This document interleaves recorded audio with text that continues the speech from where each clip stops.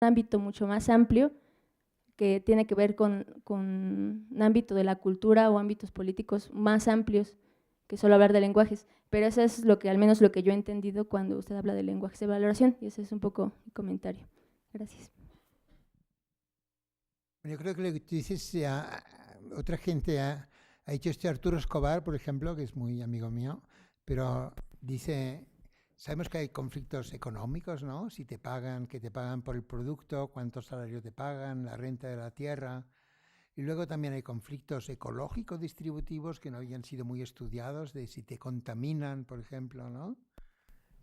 Por ejemplo, estás cultivando algodón y te pagan poco, quizás eres un aparcero del algodón explotado, pero además te echan a la fuerza, malatión, por ejemplo, ¿no?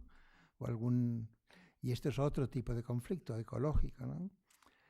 Y, y dice, pero también hay conflictos culturales y no podemos reducirlos unos a los otros. Cultural no es un lenguaje de valoración, simplemente decir somos indígenas con derecho al territorio y la montaña es sagrada, etcétera, etcétera, sino que el conflicto viene del choque de culturas. Yo creo que esto es lo que él dice.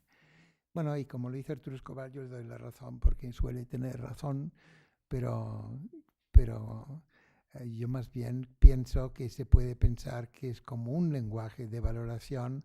Si yo digo que van a hacer una autopista cerca de mi casa en Cataluña, no puedo improvisar que el territorio es sagrado, ¿no?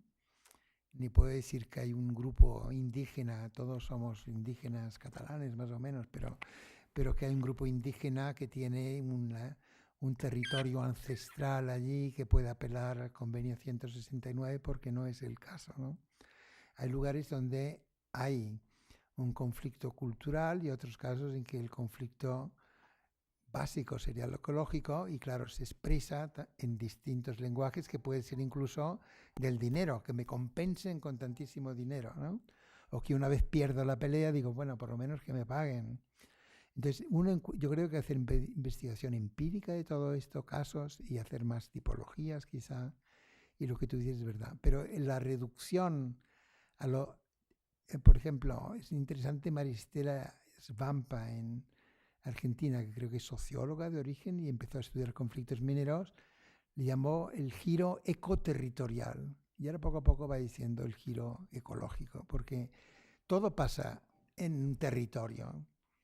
Debe haber conflictos extraterrestres también, pero empieza a haber con geoingeniería, ¿no? Que te pongan sulfatos, ¿no? Aerosoles para evitar que haya tanta radiación. Es un remedio al cambio climático. ¿Quién tiene derecho a hacer esto? Aquí, ¿de quién es la atmósfera, no? Bueno, también no sé si llamarle territorial ayuda mucho a entenderlo. Los conflictos en el mar, sí, son sobre pesca y pueden ser que son territoriales. Pero hay conflictos de contaminación que yo no le veo el tema territorial. Si van a hacer, por ejemplo, Laguna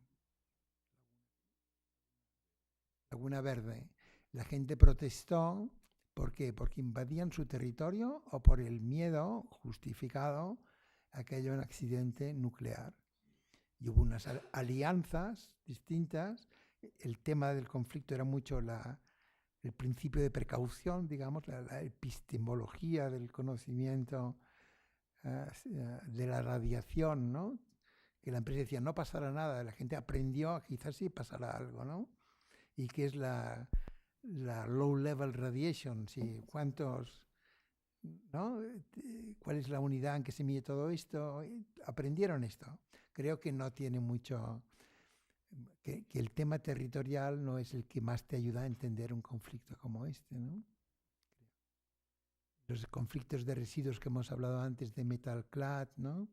O Cimapan, claro, también es que te ocupan el territorio, pero no es para poner eucaliptos, que es más o menos inocente, ¿no? O las ovejas de los españoles, que bueno, ya era bastante malo. Es para poner residuos tóxicos importados de Estados Unidos. El conflicto es sobre residuos tóxicos.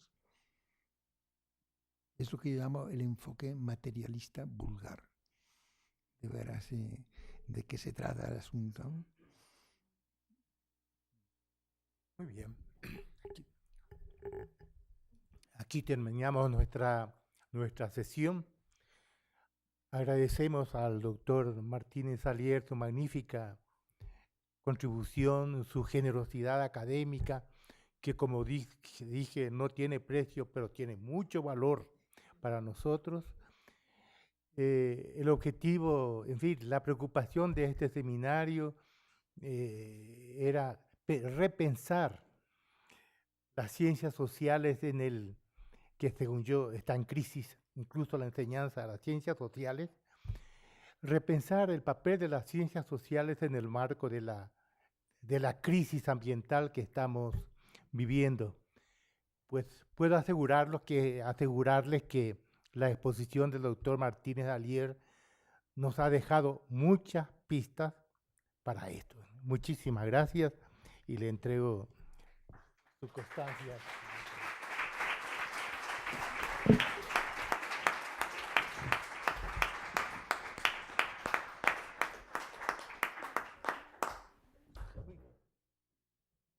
Les recuerdo que la próxima sesión es el 22 de septiembre. Por acá nos veremos entonces igualmente a las 10.